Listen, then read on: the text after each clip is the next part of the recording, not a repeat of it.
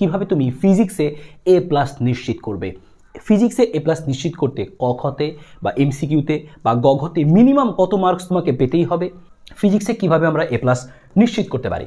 দেখো, ফিজিক্সে A+ নিশ্চিত করার জন্য প্রথমেই আমরা প্র্যাকটিক্যালের কথা এক লাইনে বলবো। প্র্যাকটিক্যালে তোমাকে মিনিমাম 24 থেকে 25 নাম্বার পেতে হবে। 25 নাম্বার পাওয়ার টার্গেট থাকবে, যদি তুমি কম পাও যেন 24-এর নিচে না নামে, সেটা তোমাকে খেয়াল রাখতে হবে। সো সেটা নিয়ে আমরা প্র্যাকটিক্যাল পরীক্ষার সময় কথা বলবো।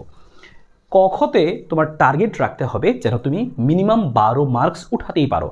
15 পাইলে খুবই ভালো, যদি মিনিমাম 12 যেন হয়, এর নিচে যেন না নামে।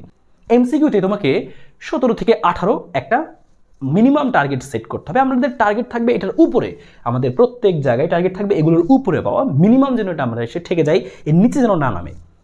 এমসিকিউতে তাহলে 17 থেকে 18 তোমার যেন নিশ্চিত হয়। সিকিউতে 26 থেকে 27 মার্কস তোমার হচ্ছে মিনিমাম টার্গেট। সিকিউ বলতে হচ্ছে গ ঘতে, দেখো ক খ আলাদা রেখেছি, গ ঘতে আলাদা। গ ঘতে তোমার রয়েছে কিন্তু 5 আর 7, 5 7 35 নাম্বার। এই 35 থেকে 26 তোমাকে কনফার্ম করতেই হবে যে কোনো মূল্যে, এটা হচ্ছে মিনিমাম পেতেই হবে, এর উপরে পাওয়ার চেষ্টা থাকবে। তাহলে দেখো কোনটায় কত নম্বর মিনিমাম পেতে হবে সেই আইডিয়া তোমার ক্লিয়ার হয়ে গেল। ক খতে মিনিমাম 12, এমসিকিউতে আমরা মিনিমাম 18 পাওয়ার চেষ্টা করব, সিকিউ গ ঘতে আমরা মিনিমাম 26 বা 27 পাওয়ার চেষ্টা করব। যেখানে গতে দেখো 15 মার্কস রেখেছি, গতে 3 5 15, তোমাকে 5টা সৃজনশীলের যে গ নম্বরটা 5টাই পারতে হবে। এটা পাওয়া খুব একটা বেশি কঠিন কাজ না, সূত্র জানা থাকলে খুব সহজেই গ নম্বরগুলো উত্তর করা যায়, সেটা তুমিও জানো।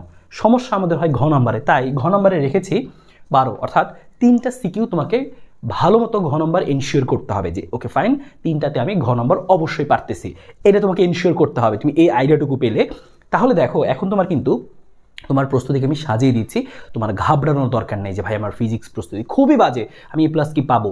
অবশ্যই তুমি মনে করো যে না আমার এখানে একটু সমস্যা হয়ে গেছে, সেক্ষেত্রে তুমি এখানে এমসিকিউতে আরেকটু ভালো করলে 25-এর মধ্যে তুমি যদি 20-এর উপরে পাতো তা আরও ভালো, সেখানে কিছু নাম্বার তোমার কিন্তু বেড়ে যাবে। তো এখানে তোমার একটা ভুল গেলেও সমস্যা হবে না। তো আমাদের টার্গেট রাখতে হবে 15তে যেন 15 পাই, আর ঘতে আমাদের টার্গেট থাকবে যেন আমরা 5টাই পারি, কিন্তু তারপরেও যদি 5টা না পারি মিনিমাম যেন 3টা হয়, এটা তোমাকে এনশিওর করতেই হবে। 3টা ঘ নম্বর। এখন তুমি মনে করতে পারো যে ভাই ঘ নম্বরগুলো তো আমার একটু বিশেষ করে সমস্যা হয়, গ নম্বর ভাই আমি পারবো, সমস্যা নেই, টেনশন নিয়েন না, একটু আমি ভালো মতো সূত্রগুলো দেখে গেলে প্রত্যেক চ্যাপ্টারে আমি গ নম্বর এনশিওর করতে পারবো। ঘতে আমার সমস্যা হয়, ঘতে তোমার সমস্যা হয়, তোমাকে 12 নম্বর পেতে বলেছি, তুমি ঘতে তাহলে কোন চ্যাপ্টারগুলো তুমি ফোকাস করবা। ঘয়ের জন্য 2 7 10, এই 3টা চ্যাপ্টার তুমি এমনভাবেই পড়বা যেন ঘ নম্বর তুমি জীবনেও না আটকাও। 3 চ্যাপ্টার তুমি ভালো মতো ফোকাস তাহলে করো, একদম ঘ নম্বর সহ এমনভাবেই পড়ো যেন সব পারো। এবং তোমরা কমেন্টে জানাও আমি এই 3 চ্যাপ্টার থেকে তোমাদেরকে, যেমন 10ম চ্যাপ্টার, এখান থেকে আমি তোমাকে 10 থেকে 12টা, 12 থেকে 15টা, হ্যাঁ, সো আমি 10 থেকে 12টা প্রশ্ন, 10 থেকে 12টা প্রশ্ন তোমাকে আমি দাগিয়ে দিব, যেই 10 থেকে 12টা প্রশ্ন পড়লে কোনো ঘ নম্বর তুমি আটকাবা না, সমস্ত ঘ নম্বর তুমি পারবা এখান থেকে। তাহলে তোমার একটা ঘ নম্বর কনফার্ম হয়ে গেল, গত পারবোই, ঘ তুমি পারবা। 7 নম্বর চ্যাপ্টার ছোট আছে, এখান থেকে তুমি একটু অল্প পরিশ্রম করলেও পারবা, এখানেও তোমাকে আমি 10 থেকে 12টা সৃজনশীল দাগিয়ে দিব। এখানে 2 নম্বর চ্যাপ্টার ভেক্টর, এখান থেকে 2টা সৃজনশীল চলে আসে, এখান থেকে তুমি 2টা ঘও পারতে পারো, এখান থেকে আমি 12 থেকে 13টা প্রশ্ন দাগিয়ে দিব। তোমরা কমেন্টে জানাও যে এই সাজেশনটা চাও কিনা, যে এই চ্যাপ্টারগুলো থেকে বা প্রত্যেকটা চ্যাপ্টার টপ 10 সিকিউ, যেই টপ 10 সিকিউ পড়লে তুমি এখানে কোনো প্রশ্নে আটকাবা না। গ তো পারবাই, এমনিতেও পারবা, কিন্তু ঘ নাম্বারেও তুমি আটকাবা না।